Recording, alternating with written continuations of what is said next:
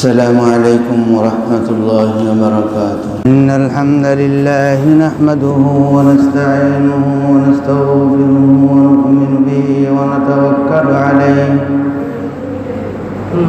ونعوذ بالله من شرور أنفسنا ومن سيئات أعمالنا. من يهد الله فلا مضل له ومن يضلل فلا هادي له. ونشهد أن لا إله إلا الله وحده لا شريك له ولا نذير له ولا وزير له ولا مثيل له ولا مشير له ولا معين له. ونشهد أن سيدنا وسندنا وحبيبنا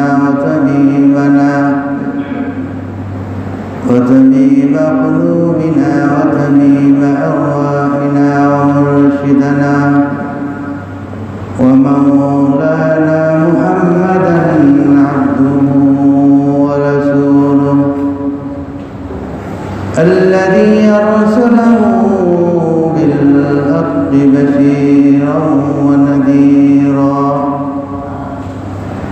وداعيا إلى الله بإذنه وسراجا وقمرا منيرا.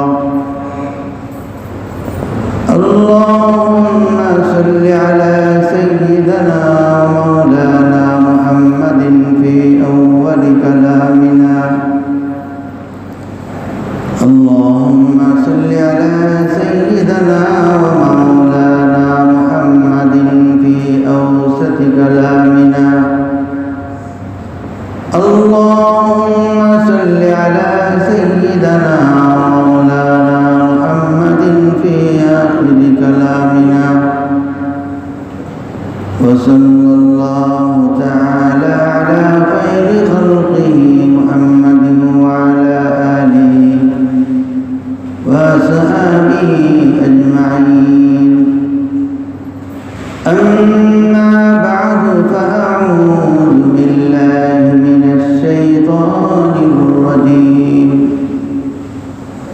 بسم الله الرحمن الرحيم. إن أول بيت وضع للناس للذي ببكة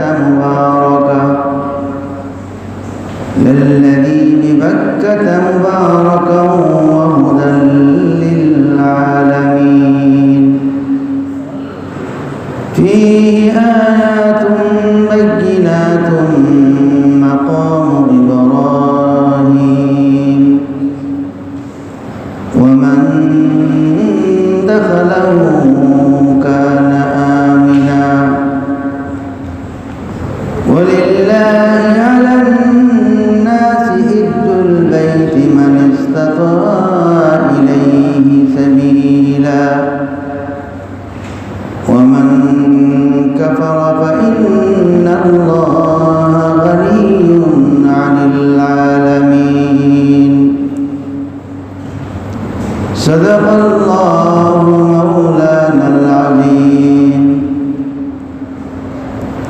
وقال رسول الله صلى الله عليه وسلم: من حج لله فلم يرفث ولم يفسق رجع كيوم ولدته أمه أو كما قال عليه الصلاة والسلام. وقال رسول الله صلى الله عليه وسلم: العمرة إلى العمرة كفارة لما بينهما والحج المبرور ليس له جزاء إلا الجنة أو كما قال عليه الصلاة والسلام. উপস্থিত ওয়াজিবুল ইহতিরাম মুআজ্জাজ মুসল্লিয়ানে কেরাম, আল্লাহ জাল্লা শানুহু লাখ কোটি শুকরিয়া। আল্লাহ রাব্বুল আলামিন আমাদেরকে এই পবিত্র দিনে আল্লাহ রাব্বুল আলামিনের মহান হুকুম জুমার নামাজ আদায়ের উদ্দেশ্যে আল্লাহর ঘর মসজিদে আগে আগে উপস্থিত হয়ে যিনি কিছু আলোচনা করা এবং শুনবার আল্লাহ পাক আমাদেরকে তৌফিক দান করেছেন।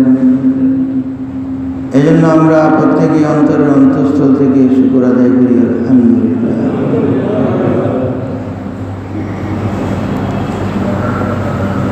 আল্লাহ রাব্বুল আলামিন কিছু মানুষকে বিশেষ কাজের জন্য নির্বাচিত করেন। আল্লাহ রাব্বুল আলামিন কিছু জমিনকে বিশেষ পবিত্রতা দান করেন। আল্লাহ রাব্বুল আলামিন কিছু জায়গাকে আলাদা অনন্য এক বৈশিষ্ট্য দান করেন।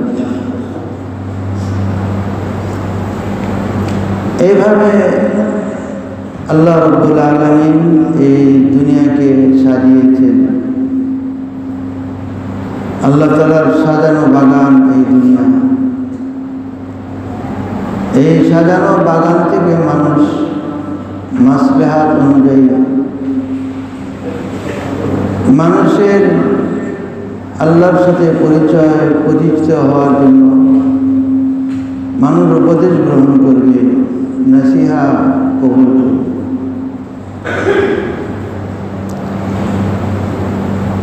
তেমনিভাবে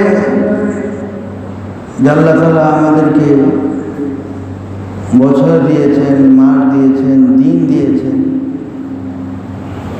যে সপ্তাহে 7টা দিনের মধ্যে শুক্রবার দিন হলো পবিত্র দিন, এটা বিশেষ দিন। এমনভাবে বছরের 12টি মাসের মধ্যে যে কিছু মাস অন্য মাসের তুলনায় অনন্য বৈশিষ্ট্য রাখে। সব মাস জিলহজ মাস, সব মাস জিলহজ মাসের মতো ফজিলত রাখে না। আল্লাহ রাব্বুল আলামিন জিলহজ মাসে যে ফজিলত দিয়েছেন, এই ফজিলত অন্য কোনো মাসে নেই। এই ফজিলতওয়ালা মাসের এই মাস থেকে বান্দা আল্লাহ রাব্বুল আলামিনের মুকাররব হওয়া, নৈকট্য লাভ করা, শ্রেণী হিসাবে এখানে আল্লাহ তাআলা ভাগ করেছে। যে মাসের মধ্যে এক শ্রেণীর মানুষ যাদের উপরে হজ ফরজ করেছেন তারা হজ পালন করবে, যাদের উপরে কোরবানি ওয়াজিব তারা কোরবানি করবে। হজের ফরজিয়তটা এটা সীমিত এবং কষ্টসাধ্য। হজ জীবনে একবার ফরজ, সারা জীবন হজ ফরজ হয় না, জীবনে একবার ফরজ হয়ে থাকে। আবার এই হজ সকলের উপরে হজ পালন করা ওয়াজিব নয়, বিশেষ এক শ্রেণীর উপরে হজ ফরজ। মান ইসতাতা ইলাইহি সাবিলা, যে হজ পালনের মতো সামর্থ্য রাখে, আর্থিক, শারীরিক, মানসিকভাবে যার সক্ষমতা আছে তার উপরে হজ ফরজ।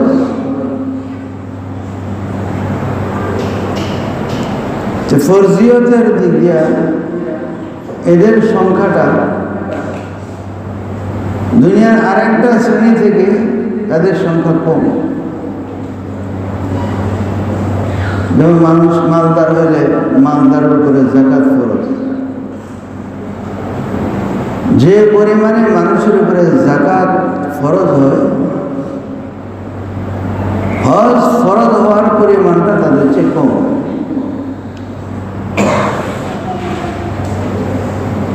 যে পরিমাণে মানুষের উপর রোজা ফরজ হয়,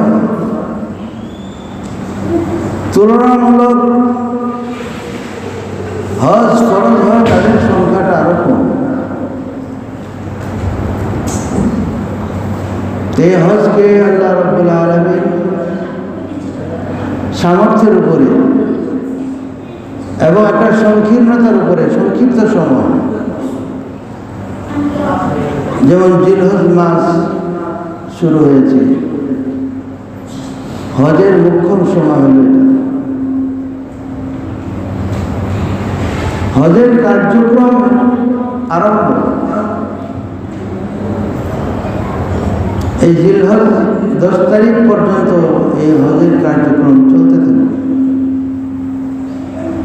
এর কাজ চলমান থাকবে 10 জিলহজ পর্যন্ত।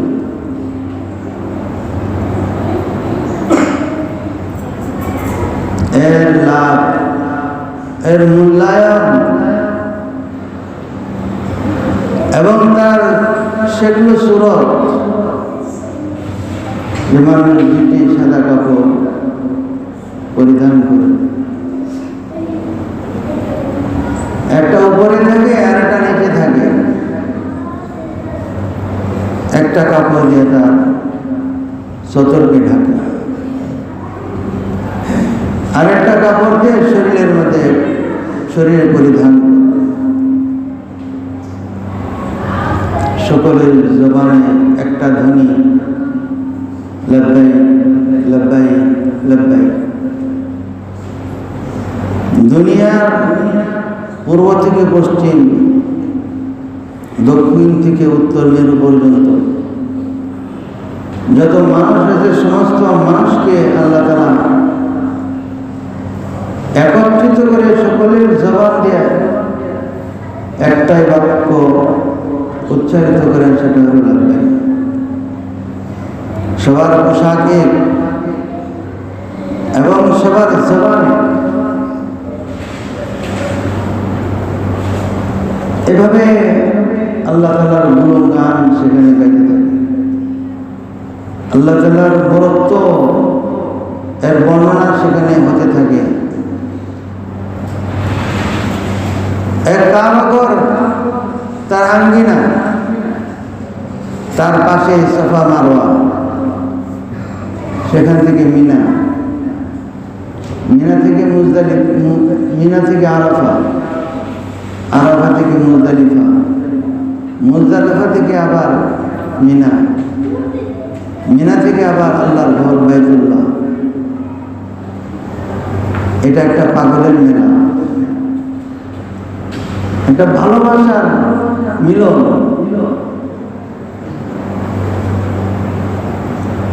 এটা জাগতিকভাবে একটা ঐক্যের ডাক, জাগতিকভাবে একটা ঐক্যের একটা স্মারক চিহ্ন। এই ঐক্য নিয়ে মানুষ ঘরে ফিরে, আর ঘরে যখন ফিরে আসবে আল্লাহ তাআলা তার জন্য ঘোষণা দেন, মান হাজ্জা লিল্লাহ ফালাম ইয়ারফুস ওয়ালাম ইয়াফসুক রাজা কায়াউমিন ওয়ালাদাতহু উম্মু। যে আল্লাহর জন্য হজ করে, হজ পালন করে, কোনো অশ্লীল কাজ করে না, গুনার কাজ করে না, রাজা কায়াউমিন ওয়ালাদাতহু উম্মুহু, মার গর্ভ থেকে যেমনভাবে নিষ্পাপ হয়ে শিশু জন্মগ্রহণ করে, সে ঘরে ফেরার আগে আল্লাহ তাআলা সেভাবে তাকে নিষ্পাপ ঘোষণা করে। এই জন্য যারা হজ পালন করে, তারা যখন ঘরে ফিরে, হাদিস শরীফের মধ্যে আছে যে সকল হাজিদের সাথে, হাজিদেরকে আগে ঘরে পৌঁছার আগে তাদেরকে সামনে এগিয়ে তাদেরকে সালাম পেশ করো, তাদের সাথে মুসাফা করো। কারণ মানুষ একবার নিষ্পাপ হয়ে জন্ম নেয়,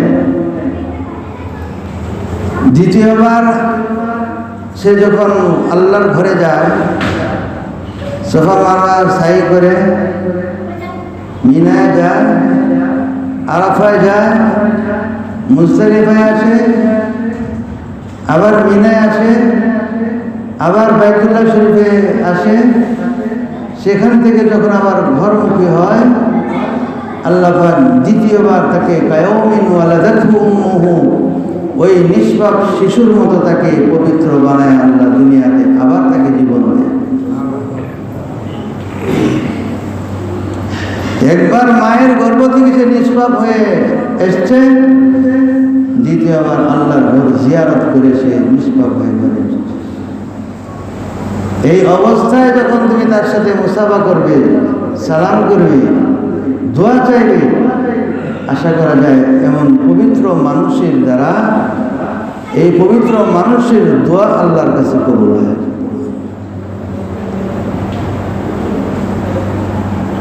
আল উমরাতু ইলাল উমরা কাফারাতুল লিমা বাইনাহুমা ওয়াল হজ্জুল মাবরুর লাইসা লাহু জাযাউন ইল্লাল জান্নাহ। মানুষ এক উমরা থেকে আরেক উমরা, এর মাঝখানে কোনো গুনাহ হয়ে থাকলে আল্লাহ পাক সমস্ত গুনাহ মাফ করে দেন। ওয়াল হজ্জুল মাবরুর লাইসা লাহু জাযাউন ইল্লাল জান্নাহ। গুনাহমুক্ত হজ, নেক হজ, ভালো হজ, আল্লাহ তার প্রতিদান বেহেশত ছাড়া আর কিছু না। তাহলে এখান থেকে যে মুসলিম উম্মাকে আল্লাহ তাআলা এক কাতারে, একসঙ্গে,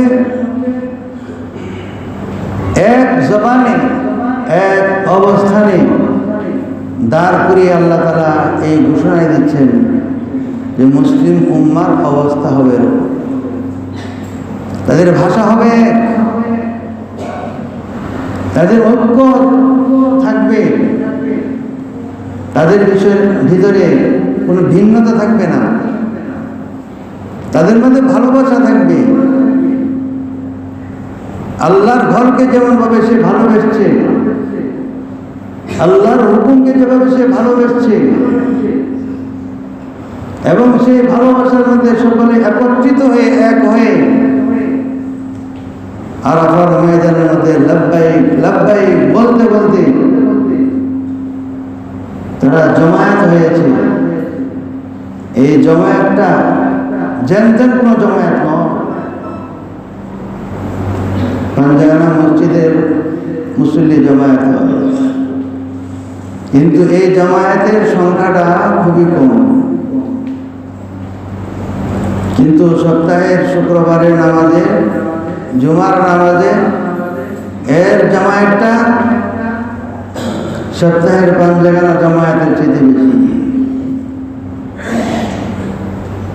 আবার শুক্রবারে যে পরিমাণ মানুষের একটা জমায়েত হয়,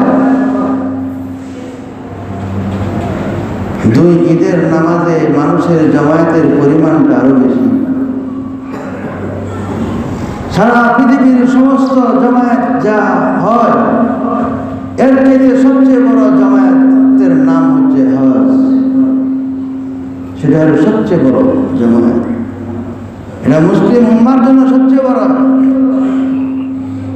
পাঞ্জাবের নামাজে যেমন একজন আরেকজনের কাঁধে কাঁধ মিলিয়ে, জুমার নামাজে যেমন একজন আরেকজনের কাঁধে কাঁধ মিলিয়ে, ঈদের নামাজে যেমন একজন আরেকজনের কাঁধে কাঁধ মিলিয়ে, ঈদের দিনে যেমন কোনো হানাহানি হয় না, মারামারি হয় না, কাটাকাটি হয় না, পরস্পরের সাথে মেল বন্ধন অটুট রাখে মুসলিম গোটা উম্মাহ।